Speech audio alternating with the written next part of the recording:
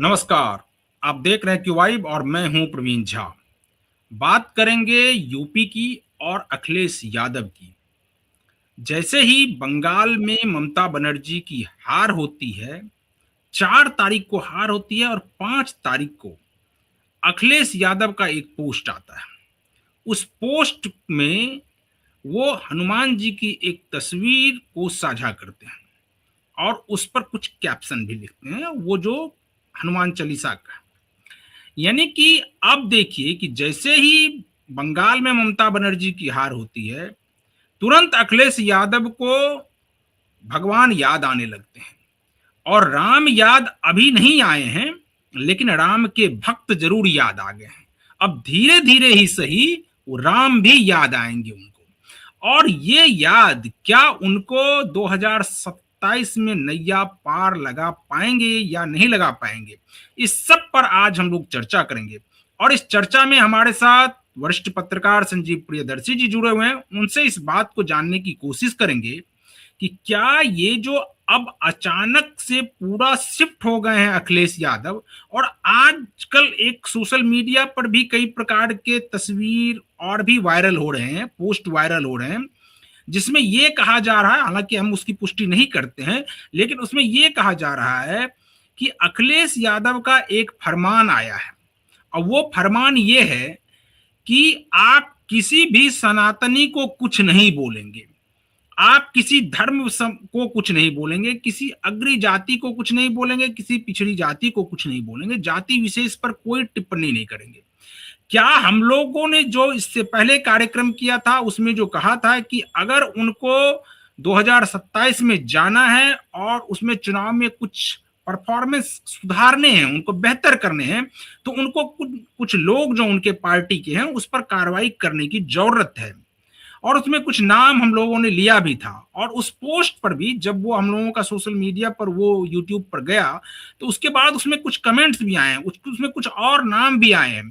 उसमें हमारे दर्शक ये लिख रहे हैं कि अखिलेश यादव को सिर्फ उन नामों पर नहीं जिन नामों पर चर्चा हम लोग कर रहे थे, बल्कि और भी नाम, जिसमें कि संजय भदौरिया का भी नाम आया है, अनुराग भदौरिया का भी नाम आया है।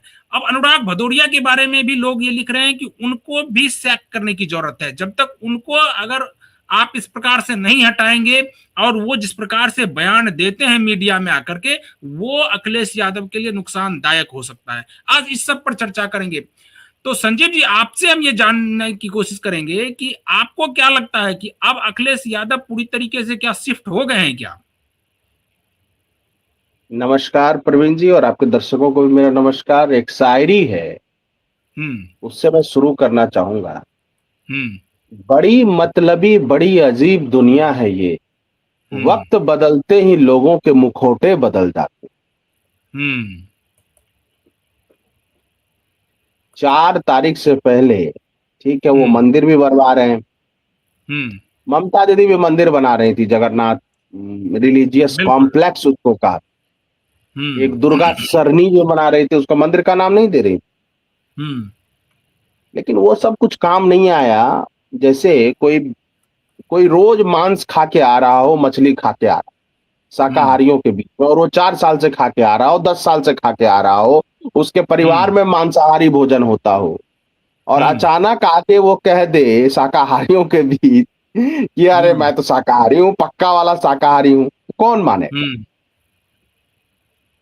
बिल्कुल। मुझे लगता है कि देखिए, 4 तारीख के जो नतीजे हैं वो एक जो बीएल संतोष जी ने कहा था, ये एक आइडियोलॉजिकल वार है। ये एक वैचारिक युद्ध है। वैचारिक युद्ध किस बात का है देखिए, और ये मानेंगे भी लेफ्ट वाले या कांग्रेस के प्रेम में डूबे हुए लोग, कि देखिए जैसे हमारे दलित समाज के भाई बहनों में वंचना का भाव है, उनको लगता है कि उनके साथ प्रताड़ना हुई है, और हम भी मानते हैं कि प्रताड़ना हुई है।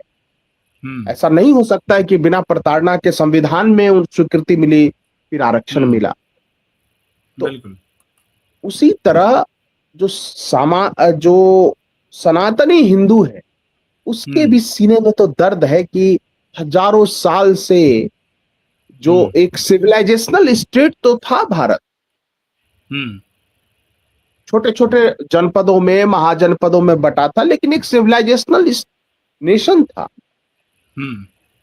और या आप 1947 में धर्म के नाम पे पाकिस्तान, पश्चिमी पाकिस्तान, पूर्वी पाकिस्तान आपने बना लिया, धर्म के नाम पे, इस्लाम के नाम पे। और पाकिस्तान से फिर बांग्लादेश अलग हो गया भाषा के नाम पर। हम्म। और दोनों जगह आप देखिए, दोनों हम्म। जगह पाकिस्तान और बांग्लादेश में हम्म। किस तरह से अल्पसंख्यक समाज, सनातनियों का, हिंदुओं का, बौद्धों का, ईसाइयों का, सिखों का किस तरह से दमन किया गया। हम्म। तो ये मैंने इसको इसलिए बताया पहले अनुसूचित जाति जनजाति के संदर्भ में, कि वो हम्म। समझना उससे आसान होता है कि जब भारत ने 1947 में आजादी हासिल की तो एक्नॉलेज किया हम्म। कि अनुसूचित जाति जनजाति, और बाद में फिर जब मंडल कमीशन आया कि पिछड़े वर्गों का उत्थान हमारी जिम्मेदारी है सरकार की, क्योंकि उनके साथ कभी भेदभाव हुआ। उसी तरह जब ईडब्ल्यूएस आया तो ये सरकार ने माना कि जो गरीब सवर्ण है, चाहे हिंदू हो, चाहे मुस्लिम हो, चाहे आप पटेल हो, जैन हो, इनको अपलिफ्ट करने की जरूरत। लेकिन हम्म। मेरा यह कहना है कि 1947 से लेकर 2026 तक के विमर्श में ये हम्म। कांग्रेस या लेफ्ट के हिस्टोरियन ने या पत्रकारों ने कभी माना ही नहीं कि सनातनियों के दिल पे कितना बड़ा धक्का था पाकिस्तान का अलग होना धर्म के। और उसके बाद सारा सेकुलरिज्म का सिलेबस सनातनियों पर डाल दिया गया। जब कश्मीर में सफाया कर दिया गया, 110 नरसंहार, मतलब कश्मीर घाटी में 2 4 10 500 बच गए होंगे पंडित कहीं या हिंदू, सबको खत्म कर दिया। और पूरा लेफ्ट जो ह्यूमन राइट के बारे में बात करता है, पूरे लेफ्ट के इकोसिस्टम जो अब कहते हैं मानवाधिकार होना चाहिए, अल्पसंख्यकों के अधिकार होने चाहिए, कश्मीर घाटी में अल्पसंख्यक कौन था? गोधरा में जो मरा वो राम भक्त कौन था? उस समय क्यों चुप्पी थी? तो ये सेलेक्टिव सेकुलरिज्म, जैसे क्या केरल में अभी आप देखिए, एक तस्वीर, एक वीडियो जा रही, शहीद भगत सिंह, शहीद आजम भगत सिंह किसी एक पार्टी के आइकॉन नहीं है, भारत के करोड़ों लोगों के आइकॉन।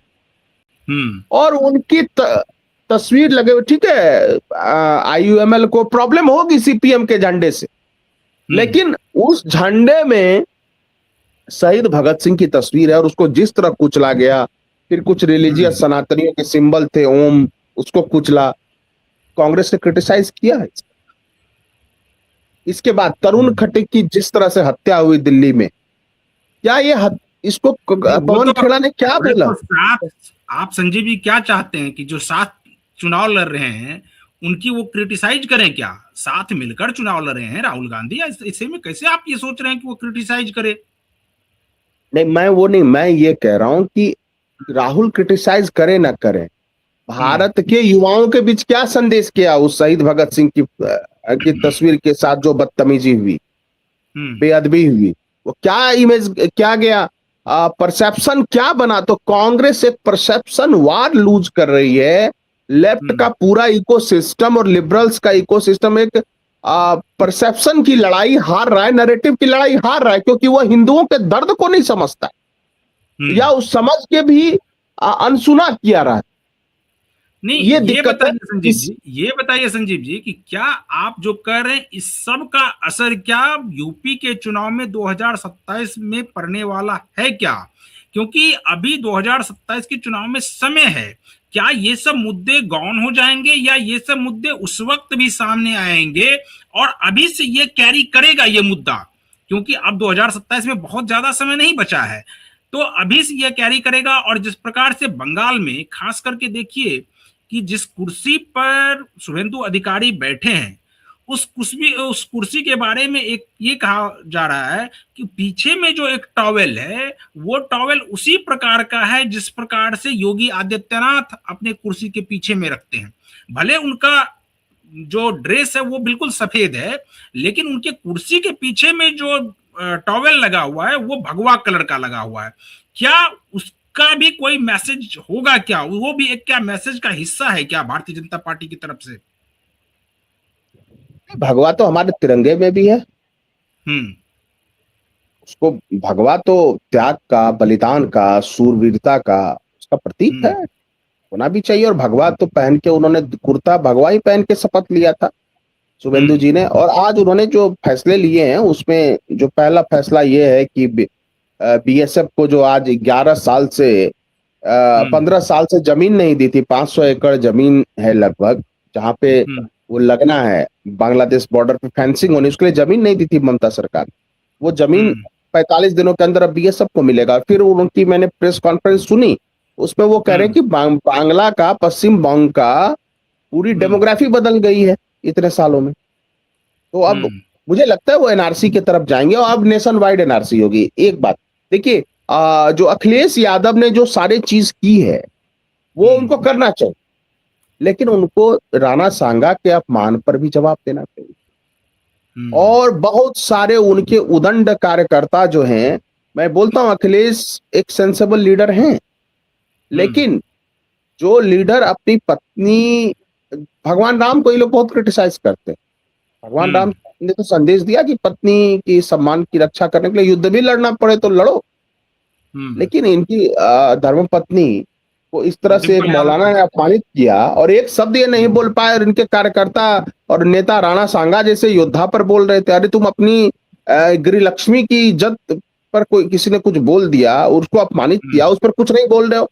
तो देखिए 2024 में एक थोड़ा सा नैरेटिव जीता था विपक्ष ने, लेकिन हम्म। वो धीरे धीरे आप देखिए महाराष्ट्र में स्लिप कर गया, हरियाणा में निकल गया वो, फिर बंगाल तो समझिए ऐसी चोट है कि उससे ये लोग बहुत परेशान सारे लोग। हम्म। तो इसीलिए हनुमान जी का कभी लगा रहे हैं प्रतीक, वो कभी कह रहे हैं कि ज्योतिष के सलाह पे चलेंगे, फिर कह रहे हैं महाराणा हम्म। प्रताप के की एक बड़ी प्रतिमा लगाएंगे। भाई किसने रोका था 2012 से 17 महाराणा प्रताप की प्रतिमा लगाने से? किसने रोका था कि आप सोने का भाला ना लगाएं? किसी ने रोका तो नहीं था।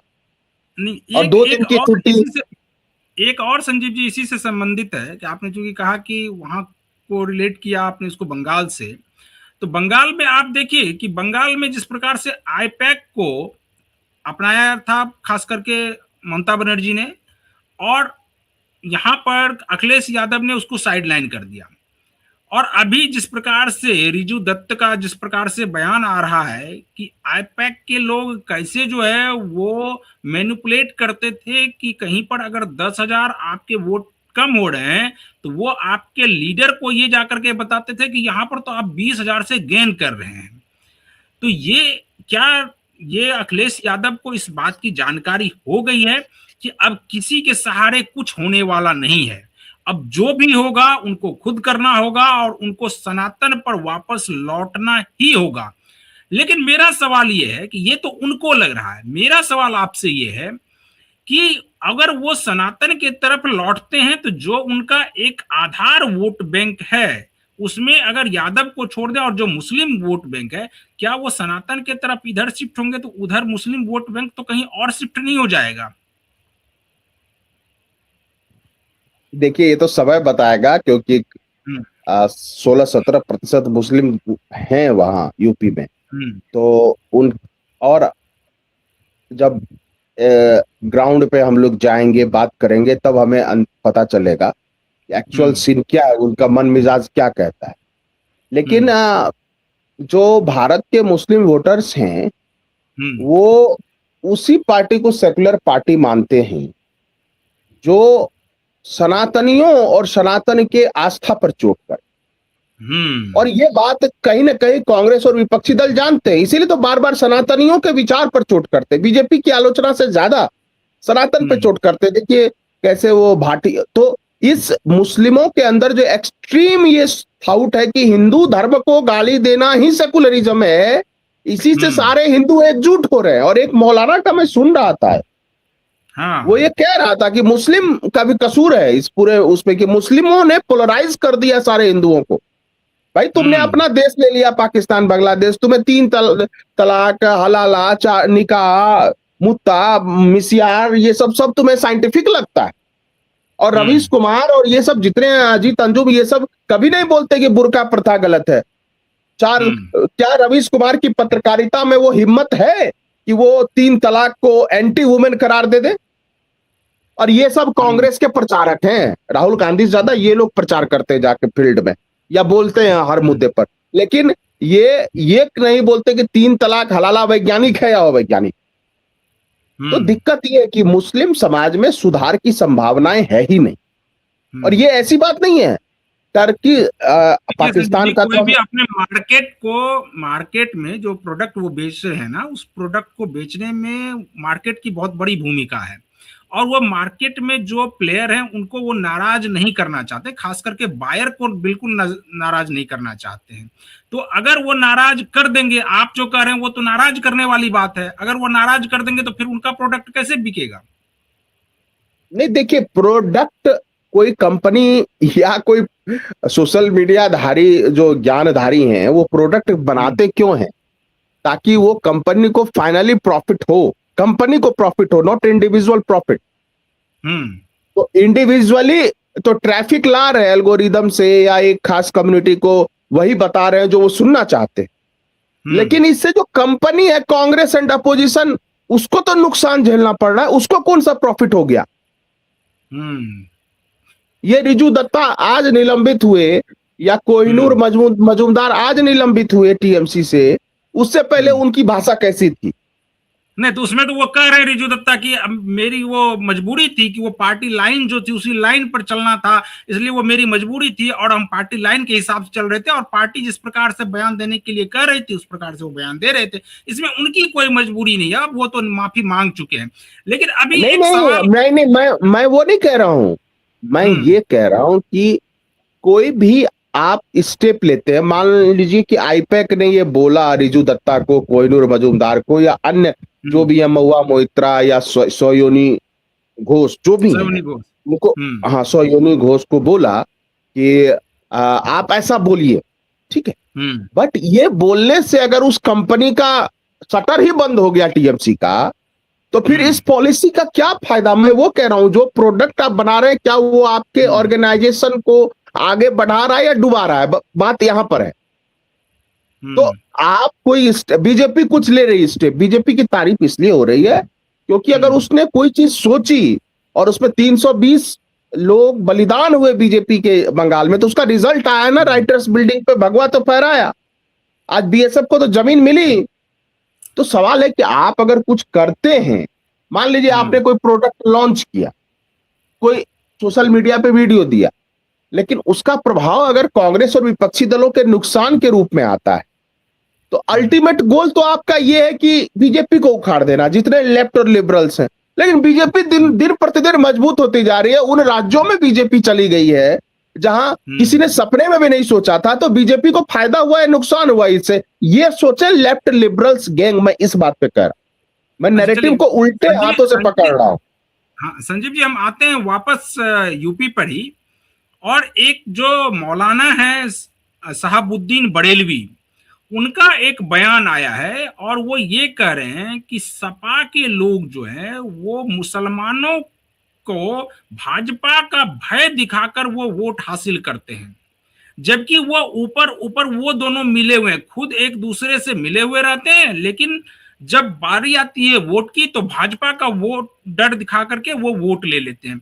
क्या अब ये नैरेटिव खास करके मुसलमानों के अंदर चला गया है कि बाकी कोई भी दल जो है वो उनसे सिर्फ वोट लेती है, वो भाजपा का डर दिखा करके?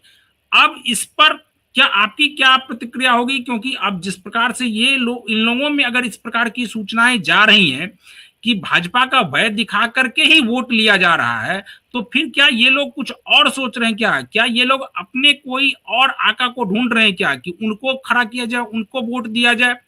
जिस प्रकार से खास करके आकर के असदुद्दीन ओवैसी कह रहे हैं कि अब आपका कोई नहीं है, आपको वोट अगर देना है तो आप अपनी पार्टी को वोट दीजिए, यानी कि वो AIMIM को वोट दीजिए। क्या ये लोग उस तरफ शिफ्ट होते हुए दिख रहे हैं क्या? देखिए, एक प्रख्यात चिंतक थे यास्परसन नाम के, तो उन्होंने कहा था कि अगर कोई क्राउडेड डिसीजन होता है, यानी कोई भीड़ जाके कोई निर्णय लेती है, तो इसका मतलब है कि वो भीड़ जो है उसमें शिक्षा का स्तर कम है, सोचने का स्तर कम है। हम्म। तो और वो भीड़ तंत्र भले कुछ भी हल्ला कर ले, लेकिन वो कभी भी पॉलिसी को प्रभावित नहीं कर सकते। पॉलिसी गिने चुने लोगों द्वारा बनाई जाती है। अब बताइए, भीड़ तंत्र मैंने इसलिए बोला कि जो भी है, चाहे वो हिंदुओं के तरफ से भीड़ तंत्र जाके बीजेपी को वोट कर रहा है, या सवर्ण कोई जाके भीड़ तंत्र के रूप में वोट कर रहा है, या मुस्लिम वोट बैंक के रूप में वोट कर रहा है, इससे उनका कल्याण नहीं हो सकता।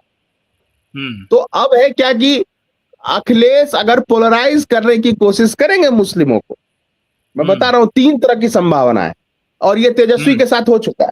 अगर मुस्लिम वोटों को पोलराइज करने की कोशिश करेंगे तो काउंटर पोलराइजेशन हिंदुओं में होगा, और वहां तो योगी जी हैं। दूसरा दूसरा दूसरा ये, और वो ज्यादा घातक हो जाएगा, वो सपा के लिए बहुत घातक होगा काउंटर पोलराइजेशन, क्योंकि इस बार शाक्य, सैनी, मौर्य, कुशवाहा अधिकतर, क्योंकि बीजेपी ने सम्राट चौधरी को भी बना दिया है बिहार में, वो मिल चुका है, प्रतिनिधित्व तो इनको मिल चुका है, तो ये तो अब इधर ही आएंगे। अब अच्छा, जाट जो है पश्चिमी उत्तर प्रदेश का, वो भूपेंद्र चौधरी भी कैबिनेट मंत्री हो गए, और इधर चौधरी चरण सिंह, इसके चौधरी चरण सिंह के पोते जो है वो केंद्र में मंत्री है, उसके साथ अलायंस है लोकदल के साथ, राष्ट्रीय आरएलडी के साथ बीजेपी का। तो उस हिसाब से आप देखिएगा, तो अखिलेश अगर ये जाएंगे कि मुस्लिम वोट को पोलराइज करे तो हिंदू पोलराइज हो जाए, और यूपी तो हाईली पोलराइज सोसाइटी है, हाईली पोलराइज सोसाइटी है। दूसरी बात क्या है, दूसरी संभावना क्या है कि अगर वो मुस्लिमों को थोड़ा कम प्रतिनिधित्व देंगे, यानी कम टिकट देंगे, तो उनका तेजस्वी वाला हाल हो जाएगा कि मुस्लिम बिखर जाएंगे, कोई सपा को दे देगा, कोई कहीं दे देगा, तो उससे भी जैसे आरजेडी कमजोर हुई वैसे वो कमजोर हो जाएगी। तीसरी बात है, तीसरी संभावना जो आज वो बहुत सारे ऐसे सूत्रों से पता चल रहा है कि उन्होंने मैसेज दिया है कि सनातन के विरुद्ध में नहीं बोलना है, ये तो मैं कह रहा हूं किसी धर्म के विरुद्ध बोलना ही क्यों है राजनीति में। राजनीति अर्थव्यवस्था से जुड़ी हुई आर्थिक समस्याएं भतेरी हैं, यूपी हो, पूरे भारत में हो, विपक्षी दल ऐसा क्यों करते कि हिंदुओं को चढ़ाने लगते हैं, वो अर्थव्यवस्था पर आंदोलन क्यों नहीं करते। चौथी एक बात है, लोकसभा चुनाव में जो बढ़त उन्होंने हासिल किया था यूपी में, वो उसके बाद के उपचुनावों में खो चुके हैं। 9 में से 7 सीटें पर उपचुनाव हुआ, तो 9 उप सीटों पर उपचुनाव हुआ, 7 बीजेपी जीती और कुंदर की भी बीजेपी जीती। बिल्कुल। तो ये अच्छा, अब राहुल के साथ क्या अखिलेश जाएंगे, ये भी एक पहलू है, क्योंकि राहुल गांधी की लोकप्रियता मुस्लिम समाज में बढ़ी है। इशारा तो अखिलेश यादव ने कर दिया है कि वो ऐसे लोगों के साथ नहीं जाएंगे जो मुश्किल में साथ छोड़ दें, उसका लब्बो-लुबाब यही था। देखिए, अब तो पहले एक एग्जाम्पल था तेजस्वी का, अब दूसरा एग्जाम्पल है डीएमके का, कि कैसे कांग्रेस ने छोड़ दिया। और ये अखिलेश को डर भी होगा कि अगर 8-10 विधायक कांग्रेस के जीत गए तो इसकी क्या गारंटी है कल को 10 विधायक बीजेपी के साथ ना चले जाए, ये भी तो डर है।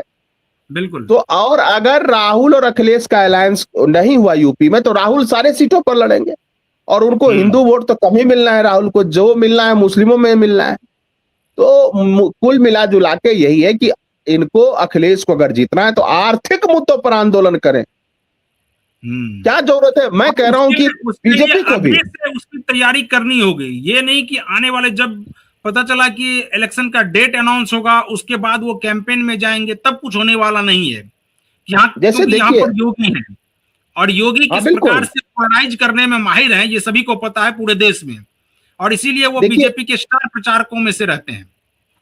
देखिए, बीजेपी चुनाव से पहले कुछ और रणनीति होती है, चुनाव जीतने के बाद कुछ और रणनीति होती है। लोग लेफ्ट और लिबरल गैंग जो है ये सब समझता है, लेकिन ये बोलता नहीं है। अभी देखिए, यही रिजू दत्ता की आप बात कर रहे थे, यही रिजू दत्ता जो टीएमसी का प्रवक्ता, उसने बयान दिया है कि अगर बीजेपी बदला लेने पर आती तो 5000 टीएमसी के गुंडे मारे जाते। वर्कर मारे जाते, बिल्कुल। लेकिन बीजेपी के नेताओं ने वहां क्या कहा, पहली बात यह कहा कि टीएमसी का कोई नेता हमारे साथ नहीं आएगा, कोई वर्कर हमें नहीं चाहिए, टीएमसी का हम नहीं शामिल कराएंगे। दूसरी बात उन्होंने कही कि बदला नहीं होगा, बदलना है, बदलाव लाना है। और मैं बहुत सारे ऐसे वीडियो देखे हैं जिसमें कि मुस्लिम इलाकों में जो बीजेपी के अल्पसंख्यक मोर्चे से जुड़े लोग हैं वो कह रहे हैं कि अब कहीं कट मनी नहीं देना है, तोलाबाजी नहीं करनी है, तोलाबाजी हट गई, सिंडिकेट कल्चर बंगाल से खत्म हो गया। उसमें तो संजीव जी कई वीडियो इस प्रकार के भी वायरल हो रहे हैं कि कई मुस्लिम बीजेपी के कार्यालय में जाते हुए दिखाई दे रहे हैं कि हालांकि वो वीडियो मैं नहीं कर रहा, वो एआई वीडियो है या जो भी है, लेकिन वो जाते हुए दिखाई दे रहे हैं और उनका ये कहना है कि अरे यार बांग्लादेश जाने से अच्छा है कि बीजेपी कार्यालय चल लो। नहीं, देखिए वो उन सब चीजों पे पार्टी जो है वो हर पार्टी कई तरह की चीजें करती है, उसके लिए ठीक है। मैं ये कह रहा हूं कि अगर राष्ट्र जो भारतीय मुस्लिम है उसको भी साथ लेकर चलने का दायित्व तो भारत सरकार या जो राज्य सरकारों के पास है, लेकिन ये दिक्कत यहाँ है कि जो मुस्लिम बच्चों को लैपटॉप होना चाहिए, कंप्यूटर होना चाहिए, उसकी जगह आप कह रहे हैं कि मदरसा में पढ़ो। भाई ठीक है, दीनी तालीम भी लो लेकिन आधुनिक शिक्षा भी तो लो। तो डिस्कोर्स आप देखिए क्या बोला है शुभेंदु अधिकारी ने कि अब हम सब जो है सबको साथ लेकर चलेंगे। सौमिक भट्टाचार्य जो उनके प्रदेश अध्यक्ष बोले कोई हिंसा नहीं होगी बंगाल में, और नहीं हुई है हिंसा। 21 की हिंसा हमने देखी अपनी आंखों से, और झूठा झूठा वीडियो पोस्ट कर रही है ममता बनर्जी। एक जगह का वीडियो कल पोस्ट किया कि दुकान में आग लगा दी गई जबकि दुकान में शॉर्ट सर्किट से आग लगी। तो नैरेटिव वार जो है लेफ्ट, और आप देखिए क्या मोदी सरकार की किसी भी योजना में अब अल्पसंख्यक समाज वोट दे या ना दे, खास करके मुस्लिम, लेकिन क्या किसी मुस्लिम को कोई सरकारी योजना का लाभ नहीं मिला है बताए? चाहे अन्न योजना है, नहीं रखा जा रहा है, वो योजना तो सभी के लिए है। हाँ बिल्कुल। और देखिए गल्फ नेशंस इतने अमीर हैं, सऊदी अरब, यूएई, कतर, क्या वो सर्वे नहीं करवाते होंगे? वहां यहाँ की एम्बेसी वो क्यों भारत से इतने वो रहते हैं, खुश रहते हैं? केवल पाकिस्तान और बांग्लादेश में कुछ जमातियों को जो है मिर्ची लगी रहती है। इसके अलावा कौन सा ऐसा मुस्लिम देश है तुर्की छोड़ के जो भारत के साथ खड़ा नहीं होता है? क्योंकि वो जानते हैं कि भारत सरकार ने कभी भी किसी के साथ भेदभाव नहीं किया। संविधान के तहत सबको अधिकार मिले हुए हैं। बहुत कम ऐसे मुस्लिम हैं देश जो स्वतंत्रता पूर्वक जहां मुसलमान वोट डालते हैं। एक इजराइल है, दूसरा भारत है, और अब एक तीसरा बांग्लादेश भी कर लीजिए, कभी उनमें मतदान हुआ है, लोगों ने बढ़ चढ़ के मतदान किया। और कहां पाकिस्तान में कौन सा वोट डलता है? वहां का इमरान खान तो जेल में पड़ा हुआ है। वहां की मुस्लिमों की साक्षरता दर तो भारत के मुस्लिमों से भी कम है। वो क्या बोलेंगे कि मुसलमानों के साथ क्या भेदभाव हो रहा है? चलिए संजीव जी, तो आज हम लोग इस डिबेट को यहीं पर खत्म करते हैं। कल किसी और मुद्दे के साथ फिर हाजिर होंगे। तो आप हमारा ये यूपी को लेकर लगातार ये सेगमेंट आप देखते रहेंगे, और आप जरूर कमेंट करके बताइए कि आपको ये डिबेट कैसा लगा। अगर आप इस वीडियो को यूट्यूब चैनल के जरिए देख रहे हैं तो चैनल को सब्सक्राइब कर लीजिए, वीडियो को फटाफट शेयर कर दीजिए, कमेंट जरूर कीजिए। एक्स और अगर फेसबुक पेज के जरिए इस वीडियो को देख रहे हैं तो पेज को फॉलो कर लीजिए। बाकी तमाम खबरों के लिए बने रहिए क्यूआईब के साथ। मुझे दीजिए अनुमति, नमस्कार।